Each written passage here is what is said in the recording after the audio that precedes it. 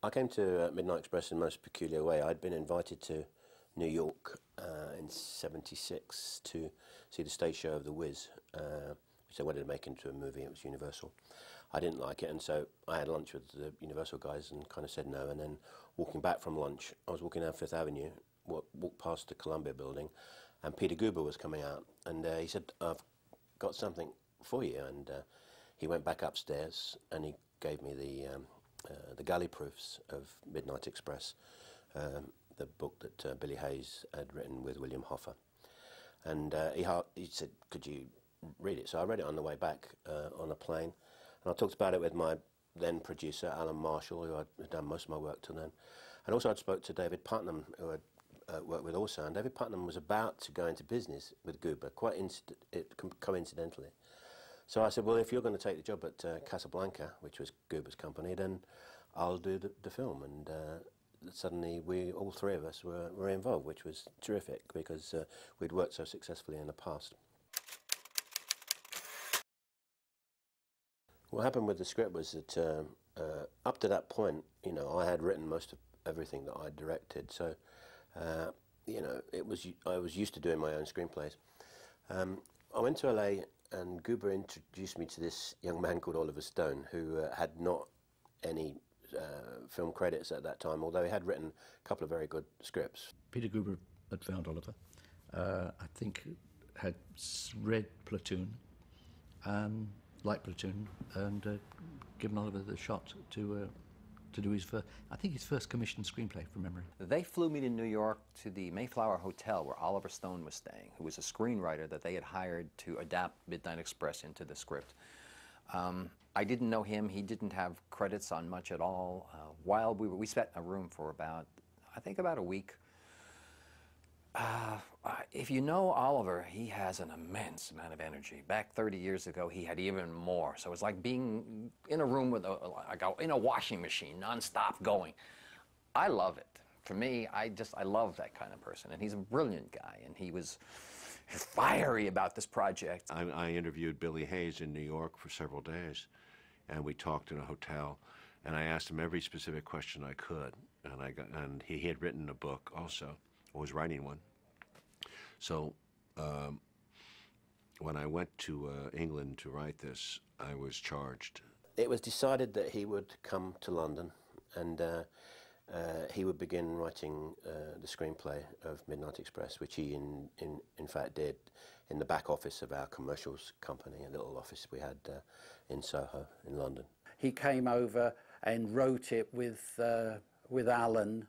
I mean, more Oliver than Alan, but obviously he would call in Alan and they would discuss it in each evening, and then Oliver would come in the next day and he would sit at a desk and he'd write for like 7 hours at a time. I believe still that the screenplay, the first draft, should be written in a burst of the energy in which you see the movie, which is a 2-hour time limit. It's got a clock on it, and I think if I tried to write it in 6 weeks, and I wrote the first draft in 6 weeks, actually to the day. But of course, with Alan, he was pretty tough, you know, and I was a young, struggling screenwriter, and he was an established director at that time. So he made me work in the back of his office, which looked like a Charles Dickens Scrooge office with no light. To be quite honest, I think most of us thought, well, let him write the first draft, and then I would get on and write the screenplay. That really was basically what we were thinking. And that was the kind of working assumption for about 3 months. And then the moment I absolutely remember is that Oliver delivered to me and Alan simultaneously, and probably Alan Marshall, his first draft. And I sat in my office. My office was in Soho Square at the time, and sat down and read it.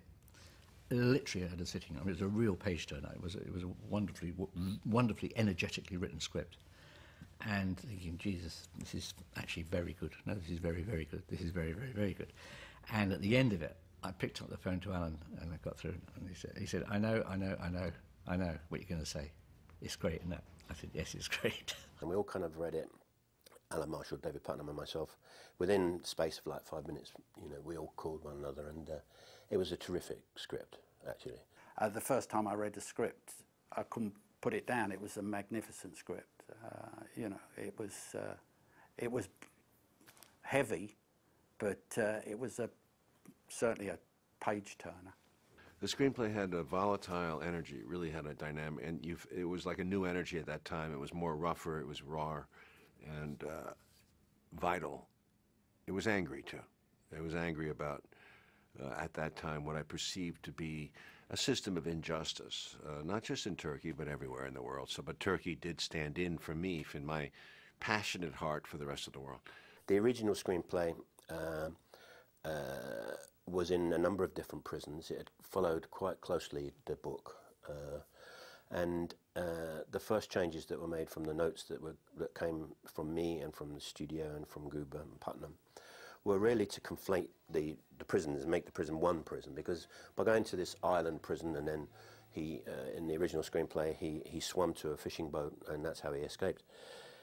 It let off the pressure cooker and most of the characters that he created, Amadou, the prison guard, and Max, John Hurt character, were suddenly not there in our story. So we kept it all in the same prison. That was the big change into the second draft. So I think, although it was a cracking script, there were kind of fundamental things that we wanted to adjust and change. But there were two more drafts. And then a number of things were changed whilst we were filming. So it was quite organic. It gradually changed little bit by little. And we started shooting in September of '77. The studio were very, very keen on Richard Gere in particular. He just had a very successful movie, I think, called Blood Brothers. But it'd been very good, and he'd got terrific reviews. And a whole series of meetings occurred between Alan Parker and Richard that I set up. I met with Richard Gere about twice, and I wanted him to read the part. He refused to read. He didn't want to read.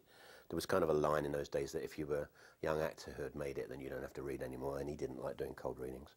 So I couldn't commit to him, and he didn't commit to us at that moment in time. We'd also cast and screen tested a number of people, and they included Sam Bottoms, who was very good, Dennis Quaid, and Brad Davis.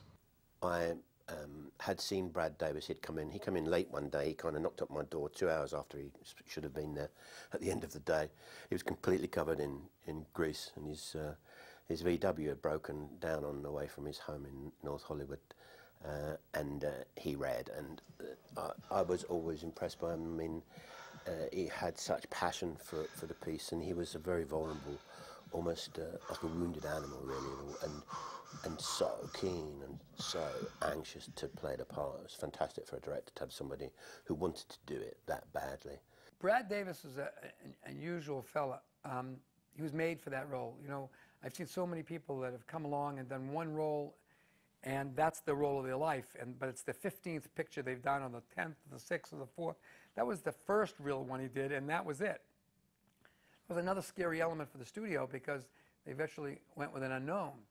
And when you have almost a first-time studio director, that was the first studio film he did, a little independent film, and a first-time screenwriter, now a first-time actor. And then there was the problem of selling Brad Davis. And for some extraordinary reason, Dan Melnick and particularly David Beagleman, this is while Beagleman was still there, this is before Beagleman was forced to step down from the studio, got this obsession that Brad was cross-eyed. It was absolutely extraordinary series of conversations. You know, the kid's cross-eyed, he's not attractive enough, etc., etc., etc. I literally had to go to an optician to have Brad's eyes tested, and a letter from the optician saying in no way at all was he suffering from any form of astigmatism or anything else. We took that back. And then I got on with the rest of the casting in Los Angeles, New York, mostly for the American parts. Randy Quaid, obviously, I met here in Los Angeles. John Hurt was one of the very first people that we'd cast who plays the Max character. Obviously, I'd met in London, and he really wanted to do the film. That was easy. John Hurt was a very early and very easy decision.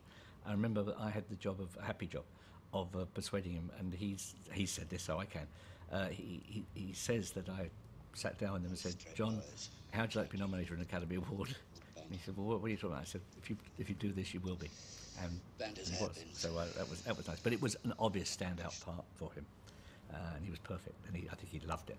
How it came about to start with, I was approached by David Putnam, And he said, there's a film that I might be interested in you doing. And I said, oh, really? Yeah, what's that? And I said, who's going to be directing? And he said, Alan Parker.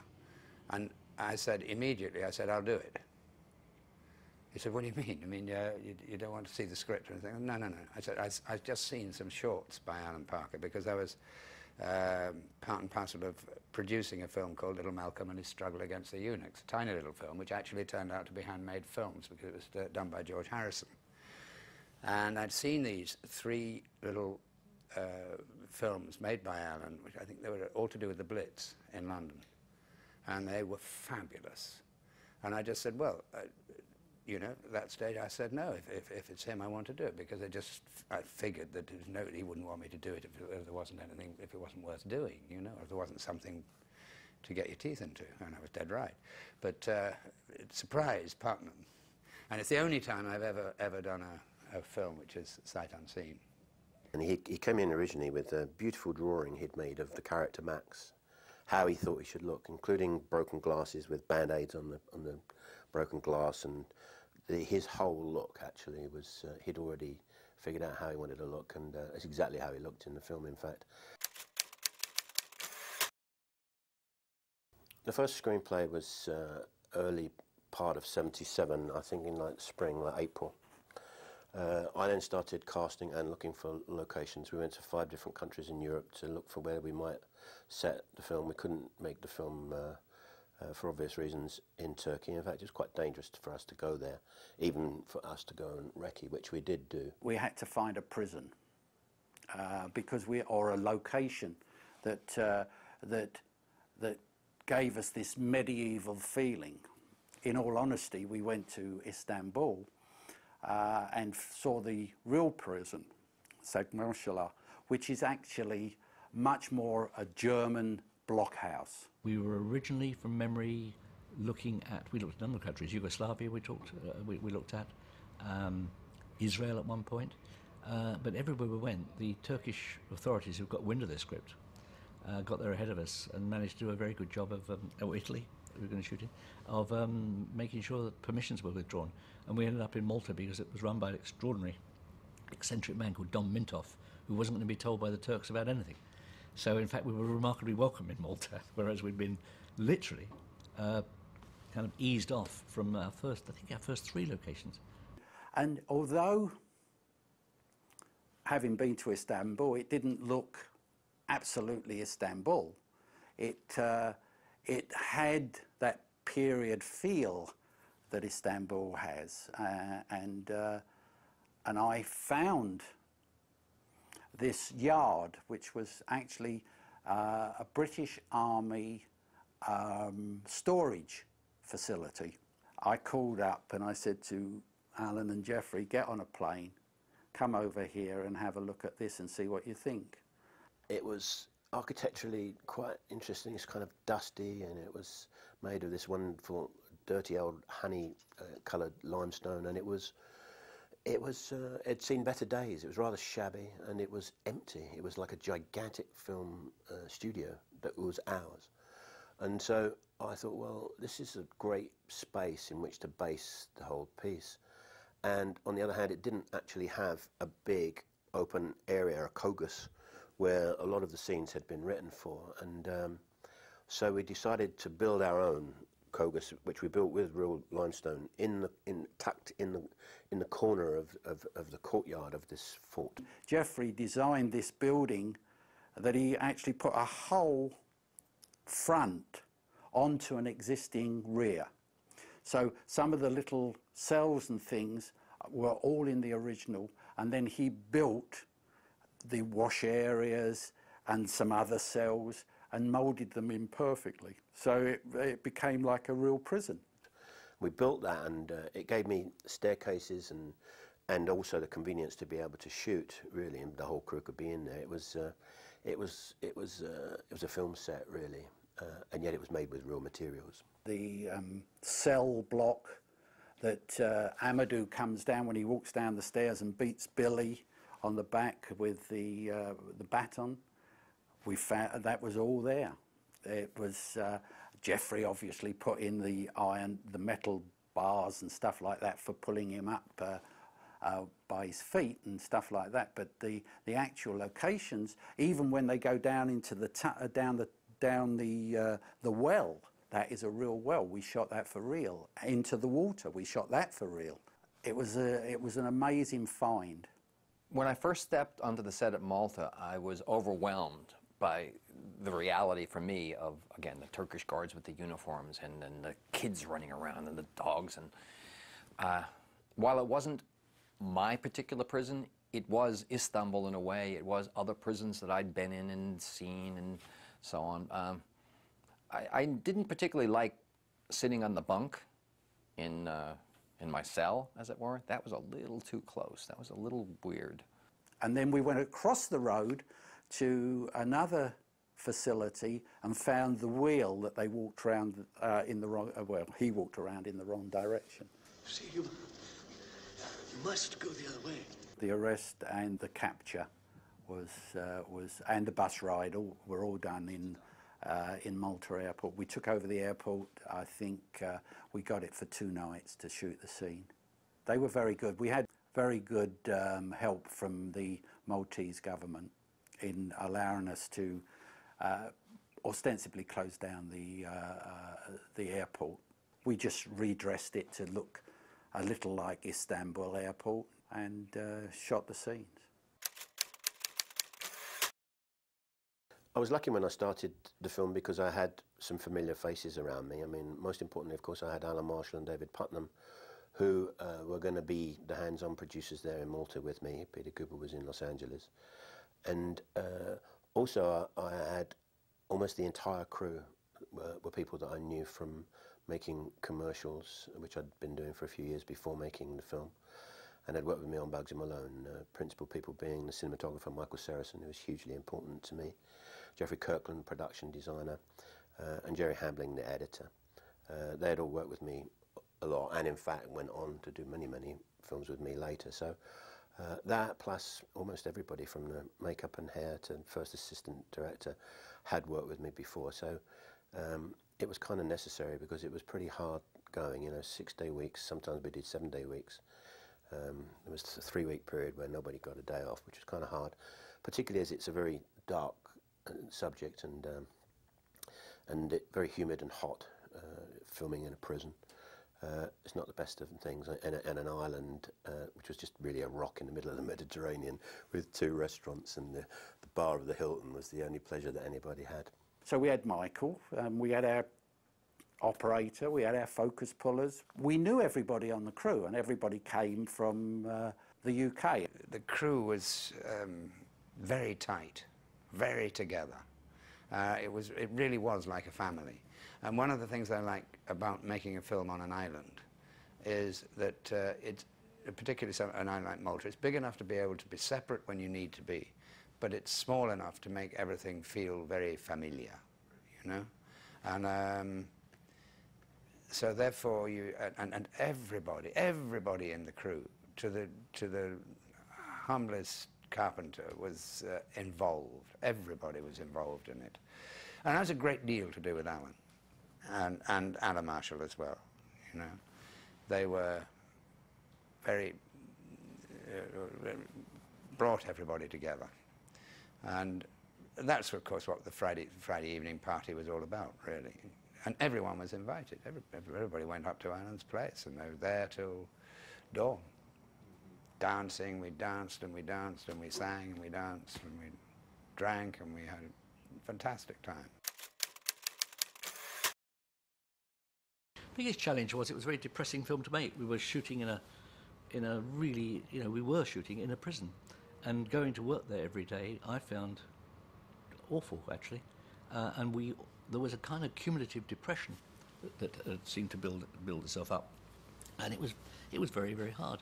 It was a brutal movie, so in that respect, again, another, you know, sometimes the actors got, shall I say, overzealous with their particular roles, but you know, eventually it was a hard film because of the storyline, because of the conditions.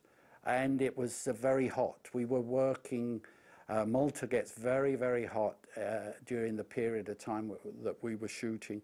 So we were always in the 90s, and it was pretty stifling in some of these areas. As I say, we worked like dogs and we played hard. Great. I mean, it was a terrific experience. We had an absolute nightmare the first 3 days rushes. We'd all decided the film would be underlit and be very kind of murky. And it so happened that the first 3 days rushes were in jail sequences, and we just undercooked it, and they were too dark. I would say something like two of the first 3 days were unusable, and we were in the shit. We managed to make sure the studio never saw them. I literally, I'm afraid, sort of falsified production reports to give the sense that we were keep going, and through an enormous effort on the part of the crew, by the end of the second week we caught up, and the studio never knew that we had to reshoot a whole lot of sequences. Now, I would argue today it wouldn't happen because they'd had the rushes immediately on, probably online. Someone would be looking at them, and someone would be saying, in a sheer panic at the end of 2 days, get rid of the cinematographer, fire the, all that stuff would be going on. In those days, you had at least that kind of pause in the moment to actually correct things. And as a producer, I've always believed that the first week will always be chaotic. It cannot not be. And you've only got the second week to sort it, because by the time you get into the end of the second week or beginning of the third week, you establish rhythms, shooting rhythms, you establish patterns which become almost all but impossible to break. So your second week for a producer is your moment of crisis. You either sort it or you're buggered, really. And I've had both. I've sorted them, and I've also had times where I haven't sorted it and been buggered. And through an enormous effort of will, remarkable actually, in a space of, I think we may have worked on the Saturday, probably did, in the space of 5, 6, 7 days, we managed to catch up 2 full days shooting. That was the closest thing to a real crisis on the film. The time was very different in the mid-70s. Today you can stream the dailies. Today, I could be sitting in this office looking at the dailies that are coming from Ulaanbaatar, streamed to me, and I can look at them almost through the camera. Back then, you had to load the dailies on a horse and buggy, and you had to take them to the pier and put the sails up and sail them to London and get them printed. And then if you wanted them brought to the States to look at them, again, another courier would have to take them by plane and land in Los Angeles, go through customs. And by the time you got them, the film was over. You want to make an adjustment, they struck the set, and the cast was into another movie. So it was very difficult. I got sacked for 3 days halfway through the film because we were showing rushes to the studio, and we sent them the scene in the shower, when Billy turns away. And this is 1977. That was felt to be too close to the knuckle, and I don't want to watch a fucking gay movie. It's crazy. You guys are nuts.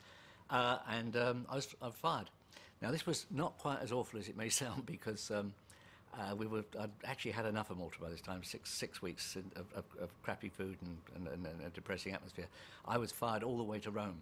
So I sat in a hotel room at the Hassler in Rome for 3 days waiting to be unfired.